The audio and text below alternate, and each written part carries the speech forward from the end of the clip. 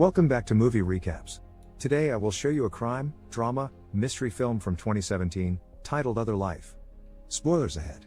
Watch out and take care. Music like a heartbeat can be heard, along with a close-up image of a Virtual prison where 1 year equals 1 minute of lifetime. woman's blue eye. Blackness creeps inwards towards the center, then disappears. A kaleidoscopic blue and green image settles into that of a bridge on the ocean. Ren Amari and Jared Amari sit on the beach in black wetsuits. Ren asks Jared if he wants to go back into the water. He declines and asks if she is going to stay there forever, but gives in after Ren tempts him with the goggles and flippers. They both swim through the clear water. Another kaleidoscopic image settles into a view from a building window. Ren opens her eyes with a stream of black fluid dripping from her right eye. She is sitting on the floor, surrounded by empty plastic eyedroppers. A countdown clock shows that Otherlife will go live in a little over 6 days. Voiceover begins from Ren sitting in an interview with the TDA, a drug administration. An interviewer comments on her exceptional academic record which ended 4 years ago. Ren responds that it was due to an accident where her brother nearly drowned. The interviewer offers her condolences, but Ren clarifies that her brother had survived the incident. They discuss Otherlife as a difficult to classify technology. Ren describes it not as a drug, but as a biological software that allows one to program new memories, indistinguishable from reality on a chemical level. Ren visits her brother in the hospital. He is in a coma. She sets up a laptop and headband device to read his brain waves before she uses another eyedropper to drip the black fluid into his eye. Then, Ren is on the train, where she declines a call from her dad, Robert, before arriving at a busy workspace. A coworker, Byron, tells her to clear the approvals in her queue. Back in her other life, Ren jumps out of a plane and parachutes to the ground before she wakes up in a testing room with Byron. A cut back to the interview reveals that Ren's father has been vocal about the potential dangers of prolonged exposure to her technology. He fears physical symptoms could include seizures and brain death. Ren confirms that there are risks, as abuse of any substance could be risky. Ren describes her technology in a voiceover as she tests a hiking experience. She describes it as a script that the brain follows like it would any other memory, using pieces of the subconscious to create a perfect day. But, she also says that there is no chance of it lasting any longer than that. Ren tests a snowboarding experience in which she climbs a snowy mountain before snowboarding down. But the experience repeats, returning her to the cabin at the beginning of the day. She finds herself stuck as the setting warps and changes around her until Byron manages to get her out. By the time he does that, she had already gone through 6 days inside the experience. She insists she can fix the code and that they can still use it, because the snowboarding experience was going to be a big seller. At a sales meeting, Sam, the co-founder of Otherlife alongside Ren, presents the idea of Otherlife to potential buyers. He talks about it as viable free time in which one can experience full adventures before work or on their lunch break. Sam explains how Otherlife was more than a simulation and could add years' worth of experiences to someone's life. No!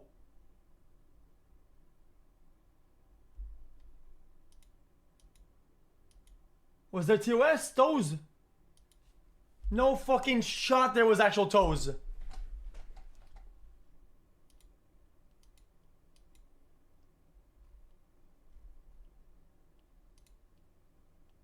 Okay, go on. He finishes the presentation by asking the clients what they would like to do with their other life.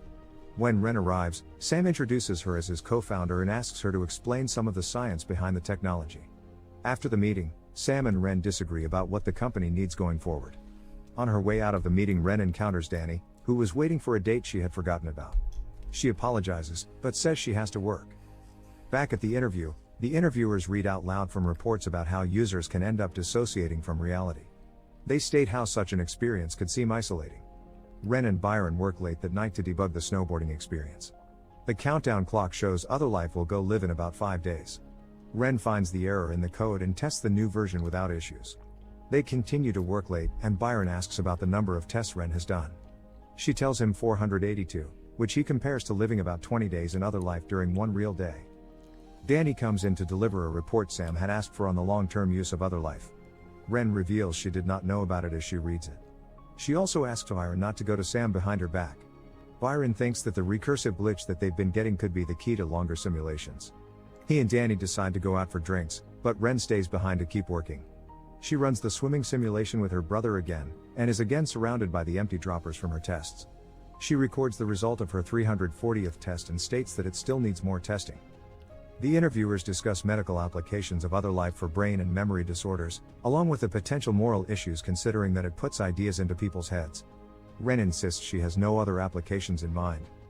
Ren returns to her brother's bedside to try Otherlife on him again, his eye twitches and she feels hopeful. When a nurse comes over, she hides her tech and asks him about it. The nurse reveals that things like eye twitches do happen sometimes. She leaves, goes home, and looks over the data. Byron and Andy call her about what she's missing during their night out, and she gets an email from her father about withdrawing her brother's life support. The next day, Ren visits her dad at the college campus where he teaches. They discuss Otherlife, its morality, progress, and how it could help her brother. Her dad is worried about a glitch, but she continues to insist that it's just bad code.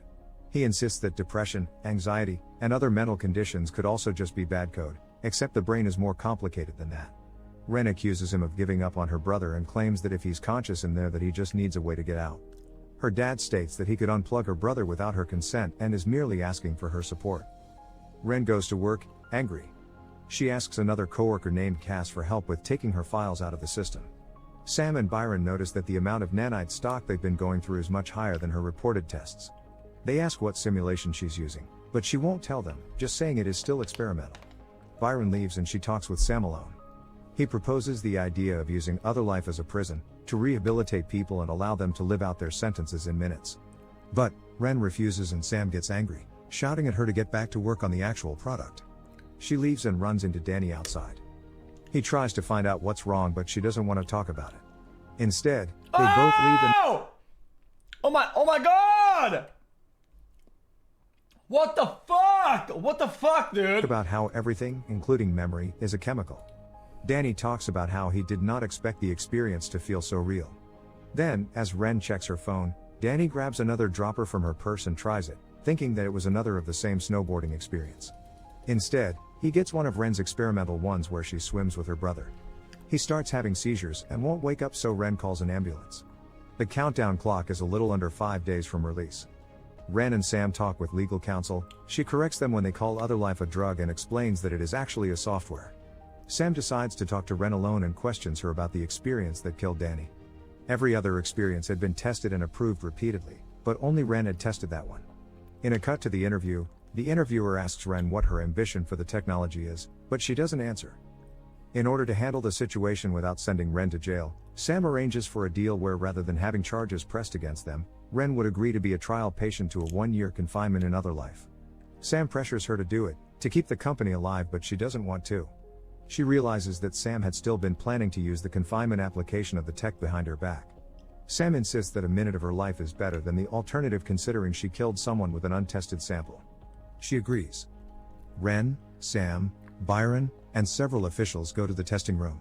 The 365-day trial is much longer than the usual 24-hour simulation, so Ren nervously questions Byron to make sure that everything has been checked over. Once Byron puts her under, she finds herself in a small room where one wall is a screen with the large numbers 001. She can hear the electronic buzzing from the digital number. The room has a sleeping mat, a toilet, a tablet and pen, and a hatch for food, water, and toiletries. She exercises, eats, and keeps notes on her tablet about how to improve the space, only to remember that no one else would be able to read those notes. When the cell resets for the day, the light turns red and the number changes to show 002. She remembers Danny seizing and bangs her head on the wall. Ren hums and reaches her fingers between the grate on the floor to distract herself on the 3rd day. On the 5th day she remembers swimming with her brother, and she remembers losing him and seeing him wash up on the beach. She promises her brother she won't forget him. She starts taking notes of people who woke from long-term comas and triggered those recoveries as the days go by. She argues with herself about whether or not her brother is truly gone, and whether she can actually return life with programming.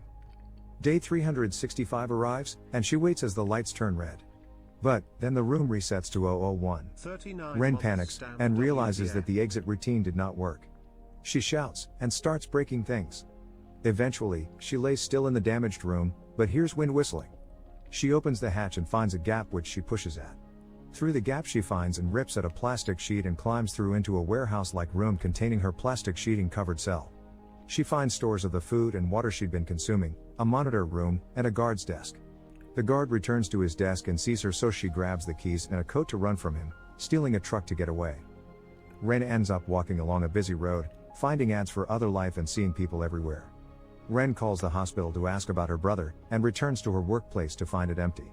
She buys some new clothes, and sees a magazine cover with Sam's face. She goes to the police and they find that there was a missing persons report filed for her, but that she was also listed as having residency in Italy for the past year. She tries to tell them about what happened with Otherlife, including the fact that she was the co-founder. But, the police don't find any evidence of any charges filed against her. When they go to check out the cell they find nothing but remnants. She checks her apartment, but someone else has been living there for the past year and the attendant at the front desk won't let her check for her stuff. Meanwhile, Sam arrives, promising that he had come as soon as he'd heard and wanted to get her somewhere safe. The attendant at the front desk does not let Sam into the building and Ren tries to avoid him. She eventually manages to sneak out without Sam seeing her. Ren goes to find Cass for help, who lets her in and gives her something to eat. Cass reveals that the other workers thought that Ren had cashed out and left to go to Italy without saying goodbye. Ren also finds out that Danny didn't die, and sees him again. Ren, Cass, and Danny gather at a restaurant where Danny talks about his experience in the swimming simulation, where he felt like he was drowning. He woke up in the hospital but was fine after a week of testing. The launch of Otherlife also went well, confinement being a backbone of the company with proposals for some sentences to last decades or even centuries. Ren decides that she wants to get to the bottom of what happened. Danny tries to encourage her to run or tell the media. Ren reveals that she registered her dad's patent which he refused to use, with hope of helping her brother. But, that patent had now been stolen by Sam. Using Cass's ID badge, Ren and Danny sneak into the Otherlife building to look for Ren's data. They find Byron's office and Danny holds him back so Ren can use his terminal. She finds her hard drive and takes it back but Byron manages to alert the authorities so Ren punches him and they both leave. Danny and Ren manage to escape, but Cass is captured by the authorities. Ren explains that they will need an Otherlife printer while they drive away, but since the Otherlife building has most of them, they leave the city to get to the one at Robert's house. When they arrive they find the house empty so Ren gets to work. She wakes up the next morning at the desk, and she and Danny take a moment to take in the location as they have breakfast. Ren apologizes to him, he forgives her and they make love. The image of her eye from the beginning of the movie appears, and she wakes to the sound of her dad coming home. Bang!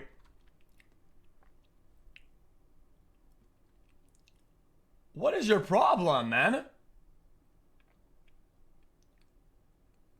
Where were we at? Gap which the media at the desk, and she was to create multiple branches to talk to him and tells her dad about how Sam stole her work. She also realizes that her dad was the one who filed the missing persons report. Returning to the printer, Ren explains her swimming simulation. She says that when Danny took it, it gave him the experience of being underwater and he drowned, subconsciously choosing that option for how the simulation would go.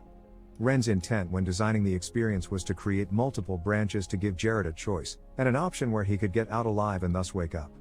Her version of Otherlife was one with the option to rewrite memories, which was dangerous and drug-like. She also expressed worry that the company would eventually refine it to that same point. Robert says he'll call the TDA to raise a safety challenge, which will tie Sam up for a while in a review and give them time to finish it. But, Ren prints the experience and insists that it will work when her dad asks if she had already finished it.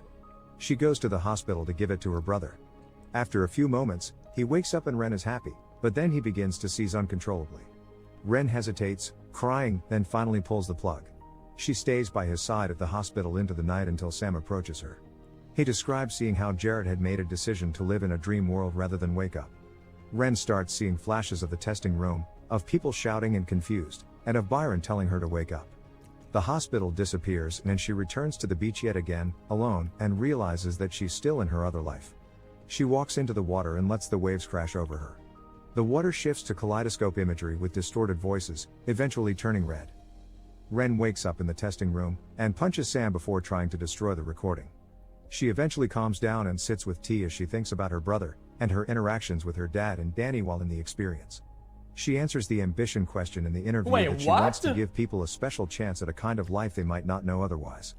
The interviewers approve the programming for public consumption. Sam and Ren talk where she apologizes for punching him and tells him she wants to withdraw from the company to focus on research and development. She would leave the company with Sam but would keep the patent. This angers Sam, and he throws something from his desk once she leaves. Ren attends Danny's funeral where he is cremated, and talks to her dad about Sam. She asks him to come with her to the hospital. Before Ren can get to the hospital, she receives a call from Sam. He tells her that she needs to see something in person so she goes back to the office and is greeted by things being put away. She finds Sam and Byron reviewing her experience. They realize that she had managed to break out of the prison, and get excited about it as a potential interactive experience.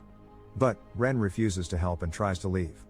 Sam convinces her to sit down as he explains why she should help, but then he tries to force her back into the same experience. At first, Byron refuses to help until Sam tells him that the sooner he helps, the sooner Ren can get back to them, so Byron sets up the experience. Ren finds herself back in the prison, where she starts thinking her way through the days and she manages to wake up on her own. When she gets up, she wipes the fluid from her cheek and forces Sam into the same experience. Her and Byron watch as Sam goes through the days until the system crashes and they realize that they will have to wake him up or he could die. But, Ren waits to do so until he has gone through all 365 plus 1 days like she had. Sam wakes up, and Ren and Byron leave him to sob in the chair. Later, Ren meets with her father at the hospital and they mourn Jared's death.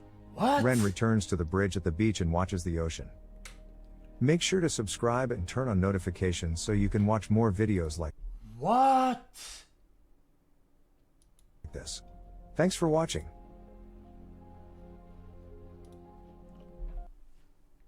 Guys, I still think that this whole scheme of making movies really quick, okay, can be optimized better.